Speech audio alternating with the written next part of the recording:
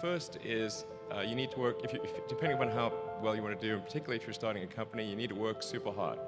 So what does super hard mean?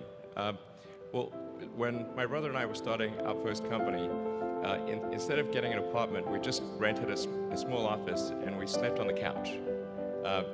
And we showered at the YMCA, and we're so hard up we had just one computer. So the website was up during the day, and I was coding at night, 7 days a week, all the time.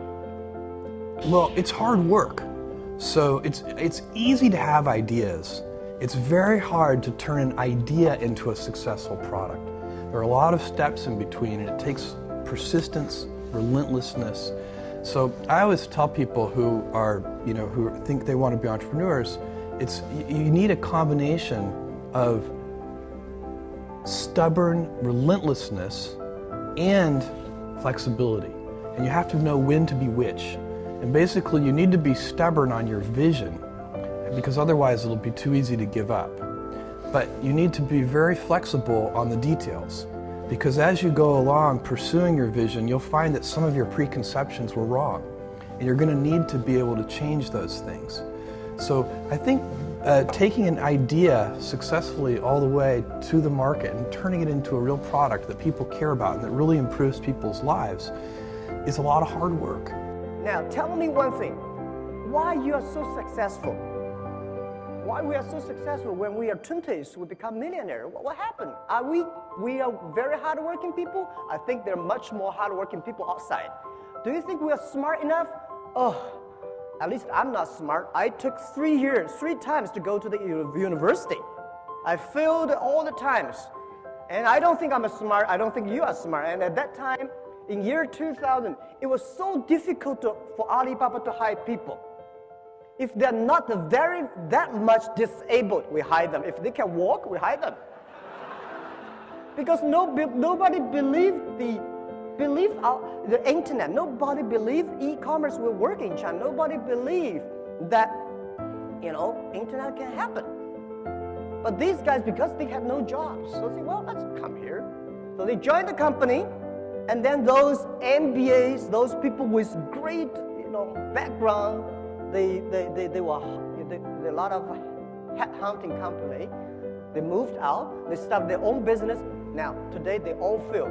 Those guys, nobody headhunting them. Those guys never sort of have the dreams to build up their own company, stay in the company. After 5 years, we all succeed. Why? We keep our dreams. We believe it. No matter how big your dream is, make small, tiny steps ahead and grow with them, grow with the company. So my mistake, year 2001, I told my 18 founders, I said, you guys can only be team manager. All the VPs I will hire from outside. Now 10 years passed. All the wonderful people I had outside, 100% gone. And those which I think, how could you be successful? They all become VPs and directors. They are all powerful because they believe they can. Again, my job, one of my jobs as the leader of Amazon is to encourage people to be bold. And people love to focus on things that aren't yet working. And that's good, it's human nature. That kind of divine discontent can be very helpful. But you really, it's incredibly hard to get people to take bold bets. And you need to encourage that. And if you're going to take bold bets, they're going to be experiments. And if they're experiments, you don't know ahead of time whether they're going to work. Experiments are by their very nature prone to failure. But big successes, a few big successes compensate for dozens and dozens of things that didn't work. So, bold bets, AWS, Kindle, Amazon Prime, our third-party seller business, all of those things are examples of bold bets that did work, and they pay for a lot of experiments. I've made billions of dollars of failures at Amazon.com. Literally, billions of dollars of failures. There's a friend of mine who's got a good phrase for doing a startup. It's like eating glass and staring into the abyss. So if you go into it expecting it's going to be just fun, you will be disappointed. It's not. It's quite painful. But